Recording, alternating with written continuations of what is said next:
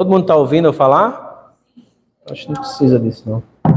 Vamos abrir a palavra de Deus em Mateus, capítulo 7.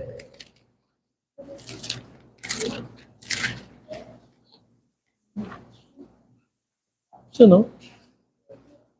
Tá pegando aqui. Acho que está todo mundo ouvindo já. Ah, tudo bem. Mateus capítulo 7. Nós vamos ler os 6 primeiros versículos, Mateus 7, do 1 ao 6. Mas vamos nos debruçar um pouco mais nos versos 4 e 5. Mateus 7, do 1 ao 6, mas vamos focar nos versículos 4 e 5. Leiamos a palavra de Deus. Não julgueis para que não sejais julgados, porque com o juízo com que julgardes sereis julgados, e com a medida com que tiverdes medido, vos tornarão a medir. E por que reparas tu no argueiro que está no olho do teu irmão, e não vês a trave que está no teu olho? Ou como dirás a teu irmão, deixa-me tirar o argueiro do teu olho, e eis uma trave no teu olho? Hipócrita, tira primeiro a trave do teu olho, e então verás claramente para tirar o argueiro do olho do teu irmão. Não deis aos cães as coisas santas, nem deiteis aos porcos as vossas pérolas. Não aconteça que as pisem com os pés e, voltando-se, vos despedacem. Oremos, meus irmãos. Deus bendito e santo, louvado seja teu nome. A nossa vida, Senhor Deus, depende da tua revelação, depende da tua condução. Nós dependemos, ó Deus, em cada momento da nossa vida, da aplicação dessa revelação ao nosso coração, pela obra do teu Espírito Santo. Fala conosco, ó Deus, pela tua palavra. Nos molda, nos adequa à semelhança do Senhor Jesus Cristo, de maneira que o Senhor seja glorificado do início ao fim. Em nome do Senhor Jesus Cristo. Amém.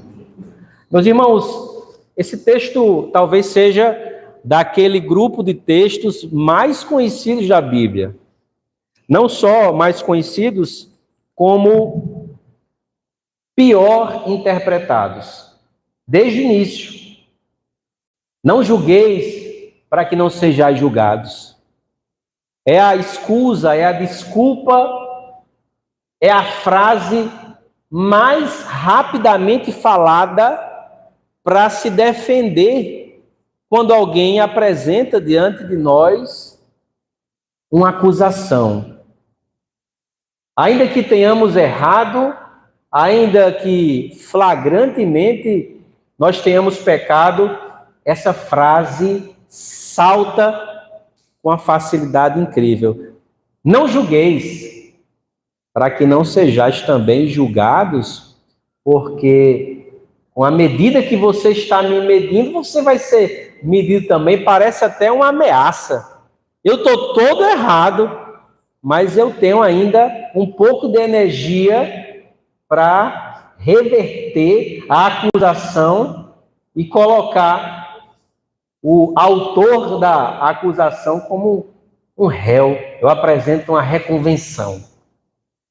De outro lado, nós temos esse texto do argueiro, do cisco no olho e da trave, também difusamente conhecido, largamente pregado, mas que também encontra algumas dificuldades de interpretação, especialmente de aplicação. São conceitos simples que esse texto nos apresenta, mas que, com um pouco de reflexão e pela obra do Espírito Santo em nós, pode nos trazer benefícios imensos. Quando o Senhor nos fala aqui no Sermão da Montanha, é importante que saibamos que esse texto imediatamente, em um primeiro momento, não é para os ímpios que está sendo falado. Não é uma arma que os crentes usam para aqueles que estão fora. O Sermão da Montanha é inicialmente pregado aos discípulos, aos crentes. É para nós. As advertências que são dadas aqui é para cada um de nós. As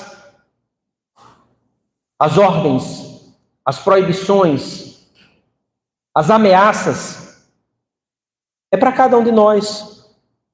Portanto, devemos nos debruçar com bastante atenção aqui.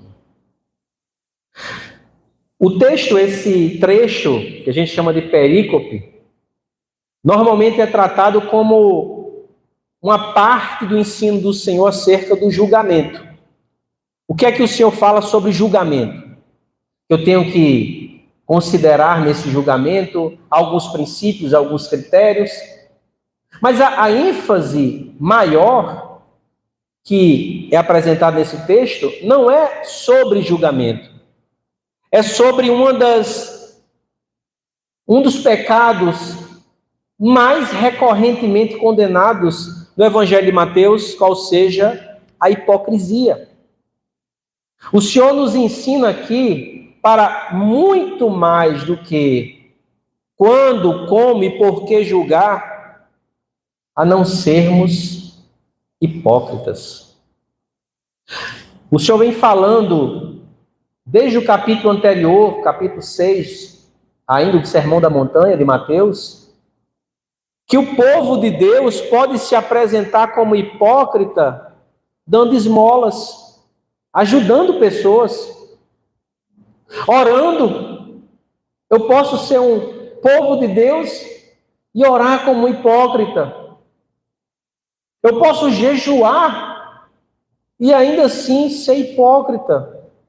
O Senhor está nos mostrando já recorrentemente que eu preciso perceber que ainda que as minhas atitudes sejam flagrantemente maravilhosas e aprovadas por Deus, ajudar os outros, dar esmolas, orar, jejuar, eu posso fazer tudo de melhor sendo a pior pessoa.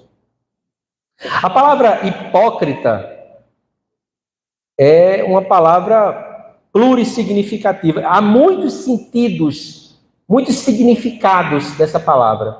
Mas ela vem do uso grego do teatro, daquela máscara, em que o ator ele coloca uma máscara para representar o que ele não é de fato.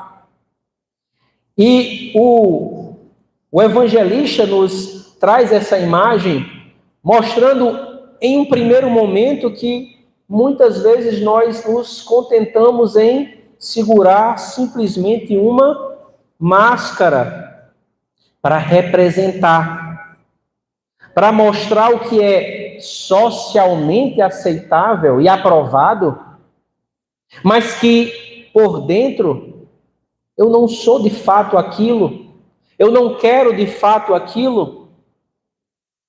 E enfatiza mais uma vez, demonstra a importância mais uma vez de um conceito que o Senhor fala em toda a sua palavra. Os irmãos vão lembrar o texto de 1 Samuel, capítulo 16, quando Deus diz que Deus não vê como vê o homem, Deus vê o coração.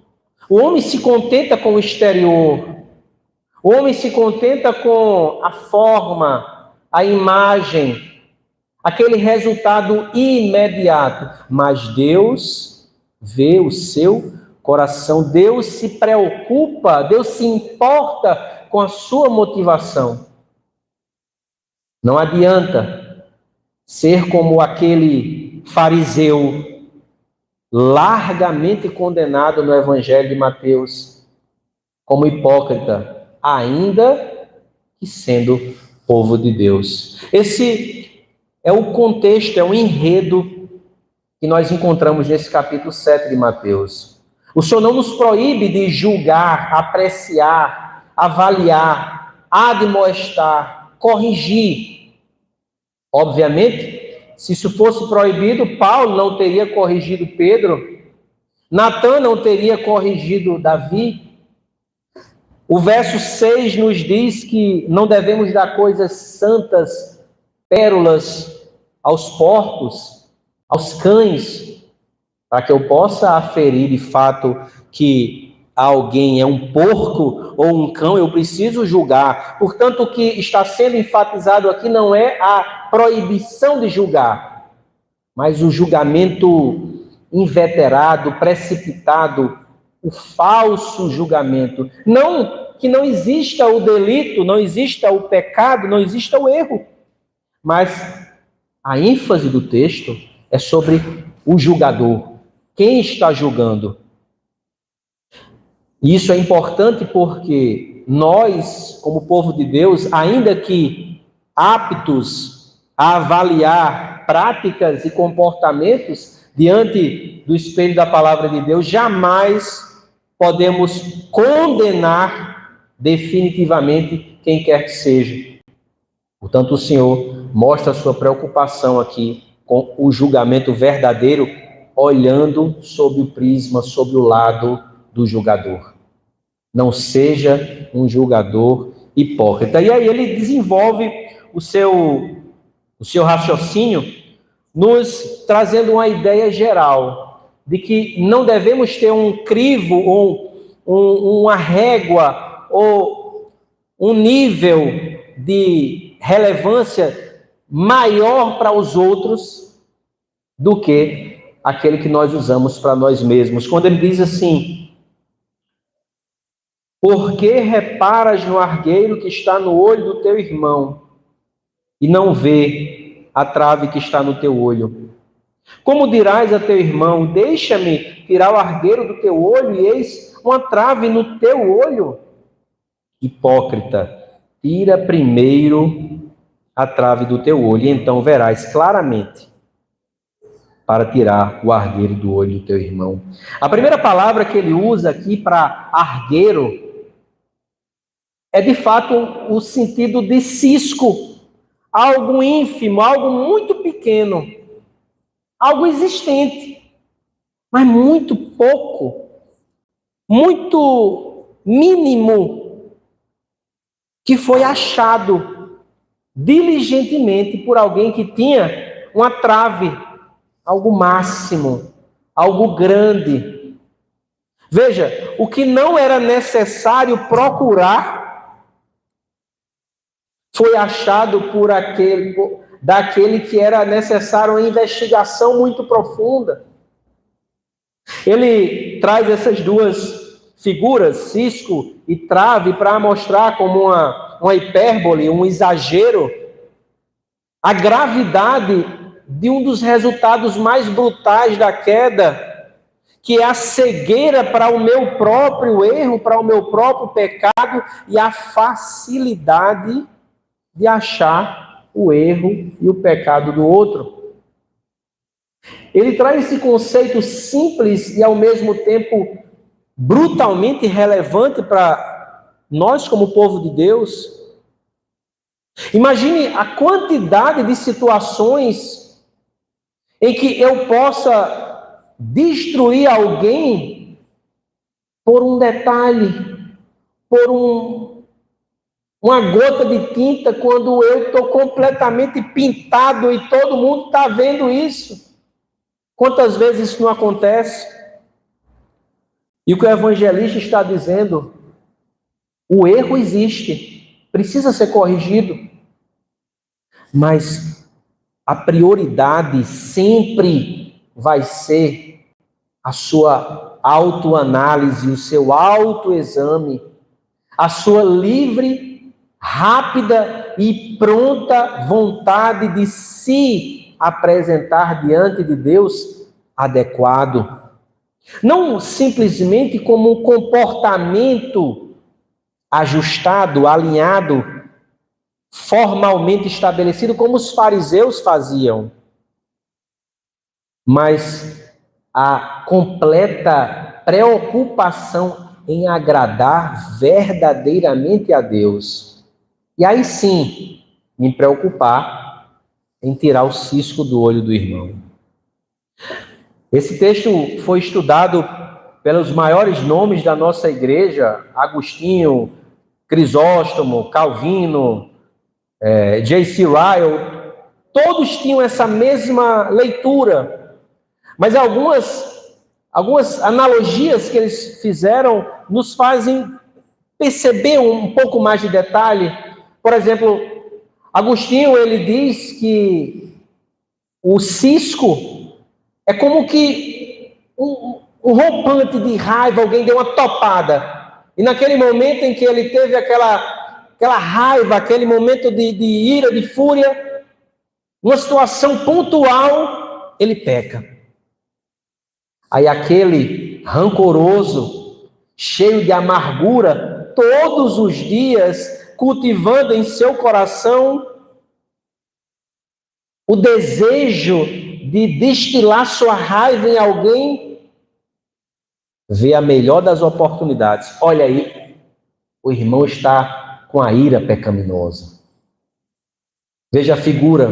Alguém que é todos os dias portador de uma amargura, de um ódio, de um rancor, vai ser o algoz, o autor da denúncia ou daquele que condena o que teve um único momento de raiva, único momento de ira, único momento de justa e adequada correção. Calvino diz que aqui é como aquela figura de que eu sou advogado para os meus pecados, mas sou um promotor de justiça para os pecados do outro. Eu me esforço para defender com unhas e dentes as razões pelas quais eu errei e tenho errado. Eu faço de tudo e acho todas as explicações para os meus erros. Hoje é muito comum eu colocar na conta do sono, não foi a vitamina B12 que diminuiu, foi o ferro que está desregulado, eu estou com crise hormonal, foi alguém que me fez raiva o dia todo e agora eu não aguentei mais. Tudo justificado, tudo explicadinho. Mas aí chega o meu irmão, em relação a quem não vi nada, não procurei saber de nada, não sei como ele está, não vi seu hemograma, não aferi absolutamente nenhum aspecto possível da sua desculpa. Mas uma coisa eu sei, ele pecou e ele deve ser punido. Ele deve ser condenado. É como um adulto que olha para uma criança que topou e está chorando desesperadamente e grita com ela para ela parar de gritar. Veja a cena. O adulto imaturo, desproporcional, cheio de amargura no coração, vai destilar sua raiva em quem? Uma criança que está sentindo dor, que não sabe se expressar, que não sabe segurar aquela situação ali, tem que chorar mesmo. Mas ele tem que falar. É aquele que não se preocupa em educar os filhos e ensinar todos os dias, mas na hora que para o carro aqui, ele ameaça aquela criança até a terceira e quarta geração. Se ela der um pio, vai apanhando até chegar em casa. Então, seus filhos são um exemplo aqui na igreja. Mas aquele outro que diariamente está ali ensinando, orientando, esperando em Deus, chega aqui, olha, eu não vou falar nada, não vou ameaçar, vou esperar no Senhor que meu menino vai se comportar. Quando chega a primeira coisa que acontece, É o menino derrubar um copo, furar o garrafão, derramar o café, dar um calço no irmão. Olha ali, como é que pode? Isso aí com certeza não faz culto doméstico. Com certeza não ensina seus filhos o evangelho. Tá aí, os filhos mostram quem são os pais. Aí daí vai. A partir daí, a lista de tipificações pecaminosas é infinita. Ele está com a trave gigantesca no seu olho, mas o cisco do menino bagunceiro foi muito mais apetitoso, foi muito mais satisfatório, porque ele pode apontar alguém que na hora que ele aponta, os seus pecados são esquecidos por um momento. Nós temos, por exemplo, outra figura que o Crisóstomo também é um dos pais da igreja. Ele diz que existe o inspetor. Ele nem se preocupa com os seus próprios pecados. A trave está tão grande que ele nem percebe mais. Mas ele vai ter como finalidade de sua existência procurar o pecado dos outros. O tempo todo ele está lá, fiscalizando, olhando. Ele não quer saber o que o pastor está pregando, não quer saber o que é que está sendo ensinado na EBD, ele não quer saber de fazer seu devocional, ele quer saber qual é a lista que aquele irmão pode ter quebrado hoje. Qual é o pecado que aquele irmão pode ter cometido? Qual é a oportunidade que eu vou ter de apontar o dedo no nariz de alguém? Quantos de nós já fomos assim? E o Senhor fala conosco. Tire primeiro a trave do seu olho. Tem cisco. Vai ter. Todos temos. Mas primeiro, se preocupe em se alinhar, em se ajustar, em se inspecionar diante da lente da palavra de Deus, diante do crivo do nosso Senhor. Nós temos marcas dessa hipocrisia. Uma pessoa que é cega contra si mesma. Vocês já viram alguém que comete o erro todos os dias, mas não consegue ver o outro cometendo uma vez? Uma pessoa que, como os fariseus faziam, condenava aquela prática sempre, mas não suporta ver alguém cometendo e tem que condenar. É uma marca da hipocrisia. Aquele irmão que tem uma malícia tão aflorada que ele presume, veja, que é um passo a mais. Ele não viu o cisco, mas há todos os indícios, a fumaça que mostra que possivelmente aquele pecado está lá.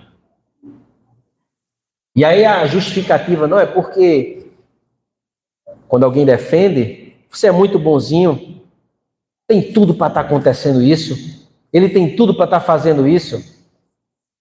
É o hipócrita. Ele se satisfaz em destilar sua malícia buscando o erro do outro. E aí um terceiro aspecto, nós não podemos inverter a ordem de Deus, de primeiro olhar para o nosso coração, para depois buscarmos ajudar o próximo. Vamos precisar ajudar e vamos precisar ser ajudados, mas uma grande preocupação que devemos ter é não inverter essa ordem, de dentro para fora. Como nós lemos no momento da revelação da vontade de Deus, em Miqueias capítulo 6, nós precisamos buscar andar humildemente com o meu Deus, antes de qualquer formalidade. Antes de me preocupar se o irmão vai cair, vai pecar, está pecando. Espera aí. Como é que nós estamos? Como é que eu posso, de fato, ajudá-lo?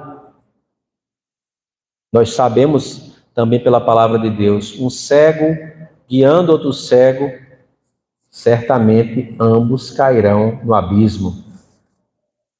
Que conceito maravilhoso, que nos mostra o lugar que devemos estar, o lugar da humildade diante de Deus, o lugar de reconhecer quão dependentes dele nós somos. Quando nós chegamos na igreja reformada, um dos primeiros conceitos que aprendemos, um dos primeiros conjuntos teóricos da teologia são os 5 pontos do calvinismo. Eu, e acredito que várias pessoas, enganchamos no primeiro ponto, que eu acredito que seja um dos mais significativos. Precisamos perceber a depravação total. Nós somos naturalmente depravados. Se não for a graça, a misericórdia, a obra de Deus em nós, nós estamos completamente perdidos.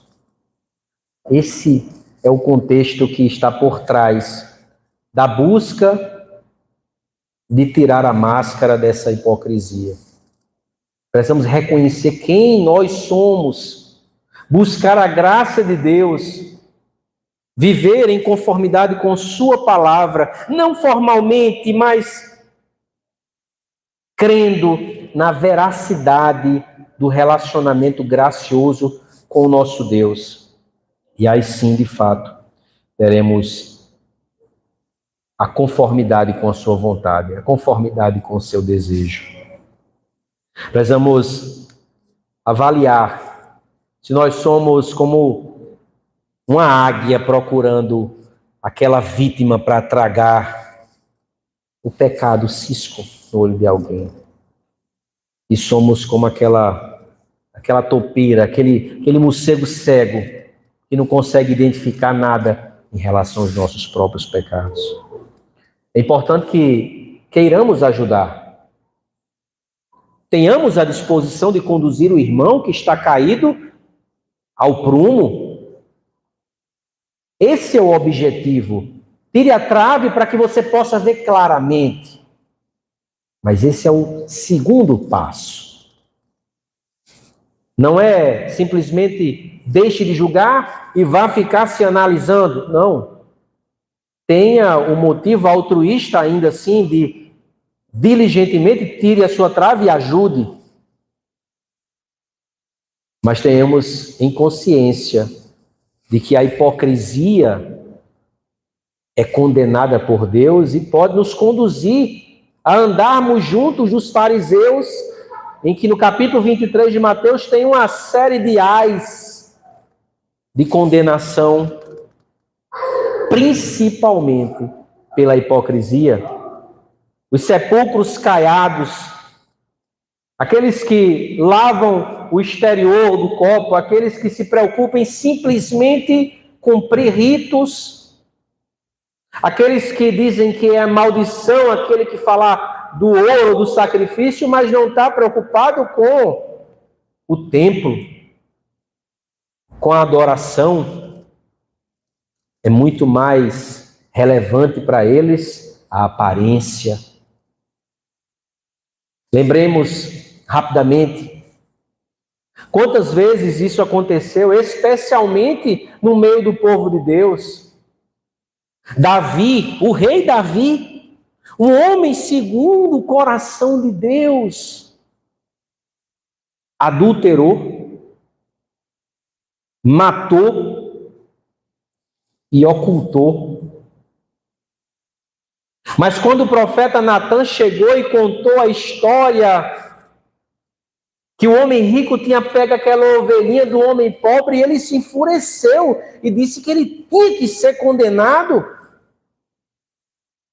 Veja, uma ovelha, o único bem de um pobre, é terrível. Mas olhe como isso é um cisco diante do adultério, do homicídio, a ocultação. Não foi de repente, foi todo um enredo. Não foi, eu caí. Não, houve todo um desdobramento histórico, desde a cobiça, até enviar aquele que morreria para buscar a sua própria morte na ignorância. Não foi nada de repente. Mas mesmo assim, ele achou terrível o rico que pegou a ovelhinha do pobre. E o profeta Natan disse: esse é você. Quão terrível é ter essa trave no olho, quando essa trave é o nosso próprio e grande pecado. Judá negou o seu filho a Tamar. Já não tinha mais esperança. Tamar se prostituiu, deitou com Judá. Ele não sabia, mas ele adulterou. Entregou seu sinal, seu selo, seu bordão, seu cajado. E quando chegou a notícia, Tamar está grávida, Tamar adulterou, Tamar está se prostituindo, ele nem pensou por um momento no seu pecado, ele disse imediatamente: leve-a para fora e queime-a.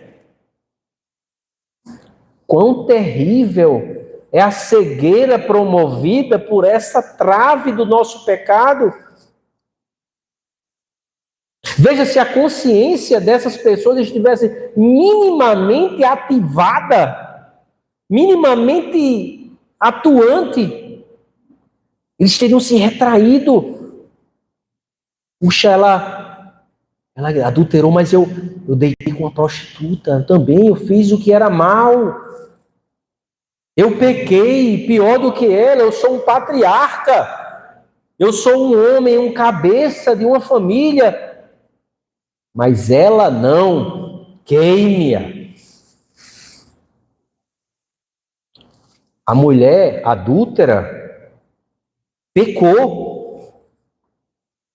Não há dúvida de que os fariseus a conduziram à execução pública, porque ela de fato havia pecado. Não há ressalvas no texto. O Senhor não disse, você continue pecando. Ele não aprovou o pecado dela, mas ele falou com os fariseus: quem não tiver pecado, atire a primeira pedra. A sede assassina, homicida, era a trave. É tão pior do que propriamente o adultério daquela mulher. O Senhor se preocupou muito mais em mostrar: vocês todos estão com a trave nos olhos de vocês, cheios de pecados, vocês são assassinos, vocês querem satisfazer a prescrição com o coração podre. A primeira coisa que Adão fez ao pecar foi o quê? Se cobrir, para ninguém ver a sua nudez.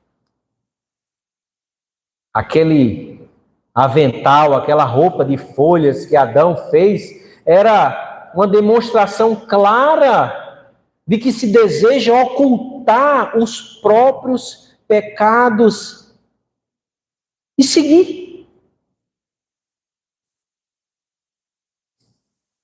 Em Provérbios nós aprendemos: aquele que confessa e deixa, alcança a misericórdia, mas quem oculta, nunca prosperará. É necessário que entendamos que o nosso Deus, Ele é o único que não tem cisco nem trave. É o único que pode dizer: a justiça a ser satisfeita é minha, e o único capaz de satisfazer sou eu. A ira do homem não produz a justiça de Deus. O sentido desse texto é: a minha justiça a ser satisfeita por minha ira não produz vidas justas. Eu não posso produzir um grupo de justos pela minha própria vontade aplicada. Não. O único que deve ser buscado, que deve ser agradado, o único critério a ser satisfeito é do nosso Deus. É do nosso Deus. O Senhor Jesus Cristo, ele não tinha trave nenhuma. Todos nós temos traves nos nossos olhos e ciscos ao mesmo tempo. Mas nenhum de nós pode tirar por nosso próprio esforço. Devemos nos humilhar diante daquele que não tem e é capaz de nos purificar. E ainda que nenhum de nós pudesse fazer qualquer coisa a respeito, aquele que não tinha trave se colocou no madeiro, na cruz. Aquele que não tinha pecado não veio para julgar, mas para salvar. Sempre quando intentarmos ser esse hipócrita, cheio de traves,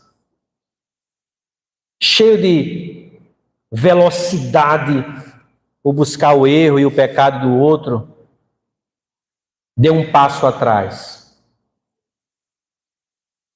e olhe para aquele que tinha e tem tudo para julgar e condenar com justiça, mas graciosamente decidiu não fazer.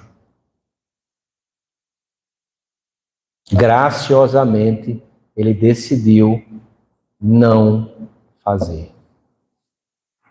Hoje é um dia atípico em que as maiores discussões era se podia ver, fazer ou assistir, quando nada disso seria necessário se cada um de nós simplesmente olhasse, sondasse o próprio coração e disse: qual é o nível de desejo que eu tenho de simplesmente congregar com meu irmão e adorar o meu Deus? Não existiria essa necessidade, essa pendência, esse item de aferição, de olhares, quem viu, quem não viu, quem assistiu, quem não assistiu. Eu preciso me dedicar muito mais a saber quanto de Deus eu quero buscar hoje, quanto do meu Senhor eu quero adorar, quanto dele eu preciso conhecer, quão hipócrita eu tenho sido, quantas máscaras eu preciso tirar, quantas máscaras eu preciso tirar nesse dia, para que eu me preocupe quem fez ou deixou de fazer qualquer coisa. Que o Senhor único, vivo e plenamente verdadeiro, sem máscara nenhuma, cuja graça nos sustenta, nos conduza e seja glorificado. Oremos, meus irmãos. Senhor Deus glorioso, verdadeiro e fiel, muito obrigado, Senhor, porque o Senhor graciosamente nos sustenta e nos reanima com a certeza de que a nossa incapacidade não é o fim, mas é uma evidência de quão necessário é nos prostrarmos diante da tua grandeza e quão maravilhoso é depender de ti. Muito obrigado, Senhor. Aplica, Senhor Deus, a tua palavra ao nosso coração e ser glorificado em nome do Senhor Jesus. Amém. Meus irmãos, vamos ficar de pé mais uma vez e cantemos todos juntos